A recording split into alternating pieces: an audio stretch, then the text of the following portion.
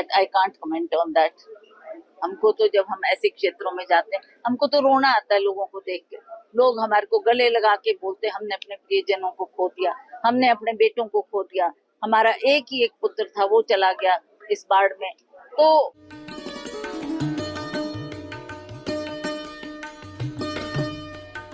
युवा और महिलाएं प्रदेश के विकास को नए आयाम प्रदान कर रहे हैं। आत्मनिर्भर हिमाचल के निर्माण में युवा शक्ति के महत्व को देखते हुए युवा केंद्रित योजनाओं को लागू किया जा रहा है। राजीव गांधी स्टार्टअप योजना से प्रदेश के युवा बड़े स्तर पर लाभान्वित हो रहे हैं। स्वरोजगार के अवसर सृजित करने के लिए प्रदेश के युवाओं को मुख्यमंत्री स्टार्टअप योजना के तहत गैर जनजातीय क्षेत्र में होम स्टे और होटल बनाने के लिए 4% और जनजातीय क्षेत्रों में 5% इंटरेस्ट सब्सिडी का लाभ दिया जाएगा।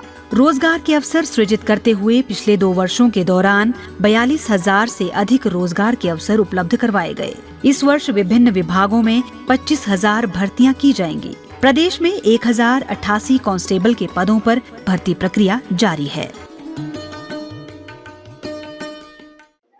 उसमें दुख होता है कि हम क्या कर सके इनके लिए। हम प्रयास करते हैं, संभव हमारा ये कोशिश होनी चाहिए कि हम सरकार से भी बात करें, हिमाचल प्रदेश को भी अवगत करवाएं कि मैं दौरा करके आई, वहां पर ऐसी स्थिति है, जो जो उनकी अभी तुरंत जरूरत है उसको पूरा करें, चाहे वो राशन है, चाहे पानी है, चाहे मेडिसिन है, वो उनको मिलनी चाहिए ताकि उनकी जो लोग हैं, प्रभावित लोग हैं, उनके पास उन्होंने सब कुछ खो दिया है। अपना घर खो दिया है, जमीनें खो दी है, अपनी गौशालाएं खो दी है, अब कई लोगों के परिवार के लोग चले गए हैं। तो ऐसे वक्त में हम उनके साथ खड़े न रहें तो इससे बड़ा दुर्भाग्य और क्या हो सकता है। आपने कंगना रनौत की स्टेटमेंट को सुना होगा कि किस तरह से 2 या 3 तो किस तरह से देखते हैं एक एमपी का इस तरह से बोलना, और आपने भी क्षेत्र का दौरा किया है। मैंने कहा कि ये बहुत ही दुर्भाग्यपूर्ण बात है कि जो एक एमपी होते हुए इस तरीके की बात कर रही है कि मेरे पास कोई फंड नहीं है, मैं कोई कैबिनेट रैंक नहीं हूँ, और इस तरीके की जो उन्होंने भाषा का प्रयोग किया है, ये दर्शाता है कि वो अपने काम को सीरियसली नहीं कर रही।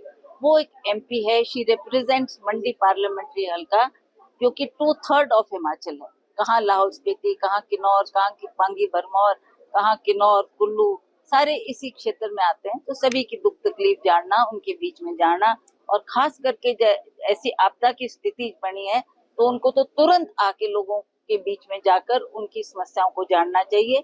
उसका एक खाका बनाकर वो पार्लियामेंट में बात करें, प्रधानमंत्री से मिले, उनसे विनम्र निवेदन करें कि हिमाचल प्रदेश के बाद इस साल भी बहुत बड़ी आपदा आई तो हमारी आप मदद करें।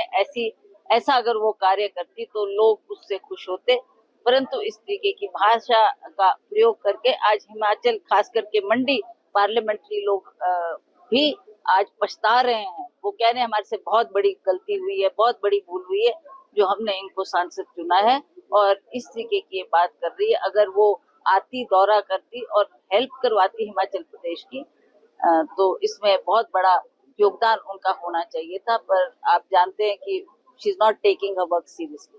वो कह रहे कि हमारे पास नहीं होता, मेरे पास तो कुछ भी नहीं है, फंड्स किस तरह से जो है एमपी दे सकता है। देखिए, ये हंसी की बात नहीं है तो और क्या है। एक एमपी के पास भारत सरकार हमारे को एक साल में 2 करोड़ रुपया देती थी।